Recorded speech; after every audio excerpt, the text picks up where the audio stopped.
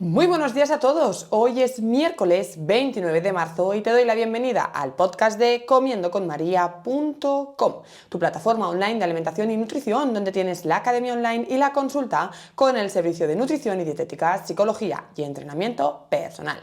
En cualquier caso, hoy episodio 1485 vamos a hablar de la fructosa y de por qué dicen que es tan mala. Así que bienvenidos y empezamos.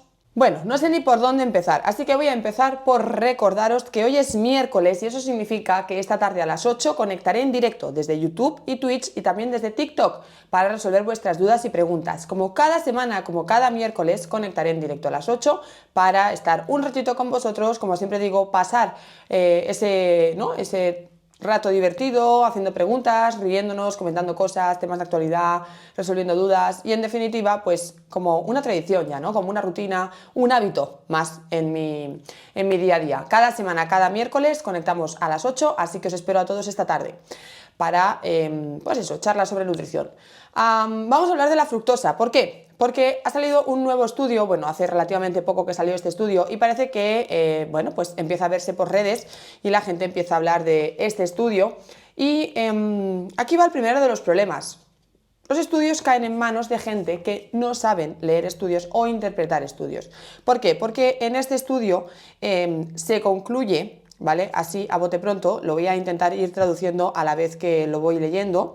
La adicción de fructosa líquida en una dieta en la que se consumen ácidos grasos es determinante en la producción o el que se genere hígado graso y hipertrigliceridemia a través del aumento de la DNL y PNPLA3, expresión de esos genes, vaya, y la reducción del catabolismo de los ácidos grasos. Claro, entonces yo, si no sé interpretar estudios, leo esto y ¿qué entiendo? La fructosa es mala, la fructosa no la puedo tomar y ¿quién tiene fructosa? La fruta. Entonces, de aquí yo descontextualizo totalmente y digo que la fruta es mala, que la fruta produce ácido graso y hipertrigliceridemia y que por lo tanto la fruta es el veneno. Claro, esto les va al pelo a todos los keto lovers y defensores de la dieta keto o el estilo de alimentación a partir de grasas. ¿Qué pasa? Que es que eso no es lo que pone este estudio. En este estudio no dice eso. En este estudio analizan la fructosa líquida y añadida. ¿Que dónde se produce esto? Por ejemplo, en los ultraprocesados. Los ultraprocesados tienen aceite de palma y fructosa añadida. Eso sí produce hígado graso e hipertrigliceridemia, pero no consumir fruta, porque aunque la fruta tiene fructosa, es una fructosa intrínseca que va acompañada de su matriz, de su piel, de su fibra y del resto de nutrientes. Además, la fruta nos la comemos, la masticamos, así que nada que ver con que sea líquida ni añadida, todo lo contrario. No obstante, me parece que hay como muchísima polémica y, sin más no, confusión con esta temática, así que me ha parecido interesante aclarar el tema. Y aunque no quiero ser muy, ¿cómo os diría?, muy técnica para que me podáis entender, sí que creo que es importante entender la diferencia entre el metabolismo de la fructosa y de la glucosa. Y entender que no es lo mismo tomar una cosa que la otra, pero que en cualquier caso, cuando un estudio habla de que la fructosa no es saludable o se relaciona con ciertos problemas de la salud, porque ahora os explicaré, hablamos de fructosa añadida. Nunca, jamás hablamos de fructosa de la fruta. O sea, ese vínculo está totalmente descontextualizado. La gente deduce que como la fructosa añadida produce todos estos problemas de salud, entonces la fruta también. No. Los estudios hablan de fructosa añadida, no de la fructosa de la fruta. Entonces, ¿cómo funciona el metabolismo de la fructosa? Veréis, la fructosa se metaboliza principalmente en el hígado, de ahí que se puedan desarrollar esos problemas en este órgano si se consume de forma añadida y en exceso.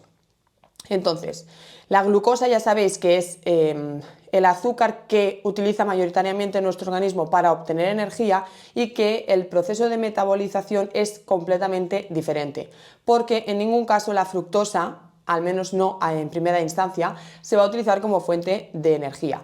La fructosa se absorbe en el intestino delgado y viaja hasta el hígado.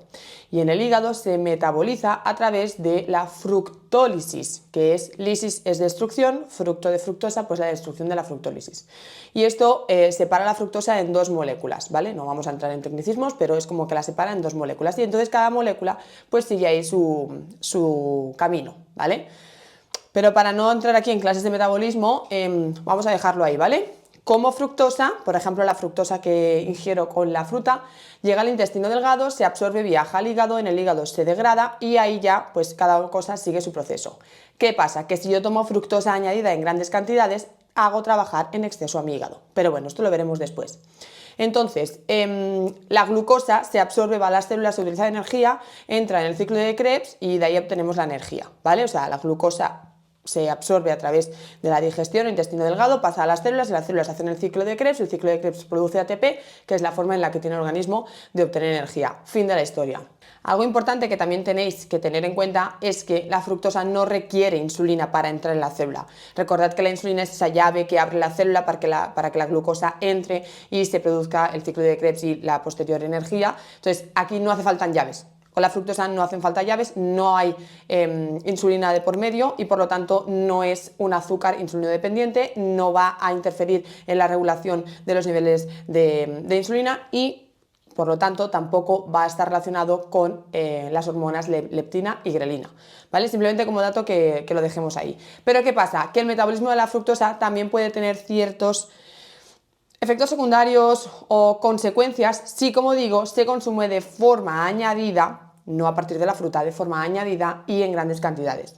El exceso de fructosa puede aumentar la grasa en el hígado, por lo tanto, hígado graso, que es lo que dicen en este estudio, la diabetes tipo 2, la obesidad, bueno, diferentes patologías cardiovasculares. ¿Por qué? Pues uno de los motivos es precisamente el que nos estimule la leptina. Eso puede hacer que nosotros no recibamos la señal de saciedad, hagamos una ingesta superior y aumentemos de peso. Ese aumento de peso nos puede llevar a esa obesidad y consecuentes patologías. También puede ser que la fructosa aumente la resistencia a la insulina y, en consiguiente, pues aumente el riesgo de padecer diabetes tipo 2. El consumo excesivo de fructosa también se ha relacionado con mayor riesgo de enfermedad cardíaca, incluyendo altos niveles de triglicéridos. Volvemos a los estudios que referencia toda esta gente de redes sociales y también al aumento de la presión arterial. Y finalmente, la inflamación puede contribuir a una inflamación crónica que a la vez se relaciona con diferentes enfermedades, incluso con cáncer. Pero todo esto es única y exclusivamente con fructosa añadida y fructosa en exceso. Con la fructosa que va en, por ejemplo, los ultraprocesados, en los refrescos, en todo ese tipo de productos. De hecho, hay otro estudio bastante reciente también que comenté hace relativamente poco, en el que precisamente lo que utilizaban para analizar esa fructosa eran zumos azucarados y refrescos azucarados, no fruta. Es que la descontextualización de esto es brutal. Entonces, ¿por qué? ¿Por qué la fruta sí es sana a pesar de tener fructosa? Pues por lo que he dicho antes, es fructosa intrínseca, va acompañada de la matriz y de su fibra. La fruta es una fuente principal de vitaminas, de minerales, de fibra, incluso de agua, si nos ponemos un poquito. De hecho, esto es algo que mis pacientes notan, porque se dan cuenta de que no necesitan beber tanta agua, porque han pasado de no comer fruta a comer 3 piezas de fruta al día. Entonces, la hidratación que nos da la fruta hace que no sintamos tanta sed. También tenemos que pensar que la fruta es uno de los alimentos con más fitoquímicos y más antioxidantes que tenemos. Por lo tanto, es totalmente sana y recomendable. De hecho, la recomendación actual de fruta es de al menos 3 piezas de fruta al día. Cosas a tener en cuenta sobre la fruta y según qué enfermedades. Si yo padezco una resistencia a la insulina, una diabetes tipo 2, una hipertrigliceridemia severa, sí que se recomienda hacer la ingesta de fruta como postre de las comidas o las cenas, como complemento a otra ingesta en la media mañana o la merienda, por ejemplo, fruta con frutos secos. Sí que hay ciertas consideraciones a tener en cuenta según qué patologías, pero de forma generalizada en población sana no hay inconveniente en el consumo de fruta. No hay ningún estudio que relacione el consumo de fruta con sobrepeso, obesidad u otras patologías. No hay estudios que muestren que la fruta genera o aumenta el riesgo de ningún tipo de patología. Encontraréis un sinfín de estudios con fructosa añadida, los que queráis, ¿vale? Porque hay un montón, unos más fiables que otros, uno con más muestra que otros, y en fin, aquí ya entran otros aspectos, pero encontraréis ninguno que hable de la fruta como tal. Ninguno, solo encontraréis de la fructosa. Así que a ver si nos queda claro de una vez por todas que fructosa no es fruta, que los estudios que hablan de fructosa no hablan de fruta, que la fructosa de la fruta es una fructosa intrínseca que va acompañada de su matriz, su fibra y implica masticación, que lo que realmente es perjudicial es la fructosa que añaden a productos como refrescos, zumos o ultraprocesados, y que todas las enfermedades relacionadas con el exceso de fructosa hacen referencia a la fructosa añadida. Ese hígado graso, esa inflamación, esa resistencia a la insulina, diabetes, obesidad, etc., hace referencia única y exclusivamente a la fructosa añadida.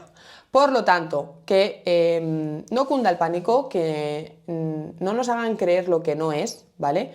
Entendamos bien los estudios. Si nos hablan de un estudio y no lo entiendo, pues haz por entenderlo o habla con alguien que lo entienda o busca otras referencias que hablen de ese estudio, porque realmente esta gente, estos keto lovers y estas personas que se dedican a tener un TikTok hablando de nutrición sin ser nutricionistas, bueno, pues les caen papers en sus manos que, como veis, pueden hacer más daño que bien. Que quede claro también que la vía de metabolización de la fructosa nada que ver con la de la glucosa, que la fructosa no estimula la insulina, no es insulino dependiente y no hay afectación hormonal, mientras que de la glucosa sí. Y esto no quiere decir que me pueda atiborrar a fructosa, ni nada, vamos, ni mucho más lejos. Simplemente significa que son vías diferentes, procesos diferentes y están relacionadas o implicadas diferentes vías, diferentes hormonas, diferentes sustancias, diferentes todo, nada que ver. Pero de ahí no puedo yo otra vez descontextualizar este mensaje y decir, pues entonces me puedo hartar a fructosa porque la insulina no va a reaccionar, no voy a hacer picos de insulina y por lo tanto no va a haber problema. Porque como veis, el exceso de fructosa añadida y consumida de forma habitual sí que está relacionada con el hígado graso, la resistencia a la insulina y la diabetes tipo 2. Pero vaya, que lo que quiero que quede claro con este podcast y con este mensaje es la fructosa añadida en exceso o con un consumo habitual a partir de ultraprocesados, zumos, refrescos u otros productos a los que le han añadido este azúcar puede llegar a ser perjudicial y de hecho es perjudicial si se hace, como digo, habitual en grandes cantidades y de forma mantenida en el tiempo. Ahora bien, la fruta es sana, la fruta es sana, no hay más discusión. La fruta tiene todos sus fitoquímicos, antioxidantes, fibra, vitaminas, minerales, agua, implica masticación y no hay ni un solo estudio que relacione el consumo de fruta con problemas para la salud. Ni uno, con ninguna patología, con ningún problema de salud. Únicamente encontraréis estudios que hablen de fructosa añadida, pero eso excluye completamente a la fruta porque la fruta tiene fructosa intrínseca. Nada más, chicos y chicas, hasta aquí el podcast de hoy. Muchísimas gracias a todos por estar ahí, seguirme, dar like, me gusta, porque cada mañana estáis conmigo y eso hace que yo pueda estar cada mañana con vosotros detrás del micro. Así que simplemente gracias. Y como siempre os digo también, si queréis contárselo a vuestros amigos, familiares, vecinos, primos o conocidos, a cuanta más gente pueda llegar, a más gente podré ayudar. Recuerda, comiendoconmaria.com es tu plataforma online de alimentación y nutrición, donde tienes la academia online y la consulta con el servicio de nutrición y dietética, psicología y entrenamiento personal. De nuevo, muchísimas gracias. Nosotros nos escuchamos mañana, jueves, a las 8 como siempre, y el viernes con Ana.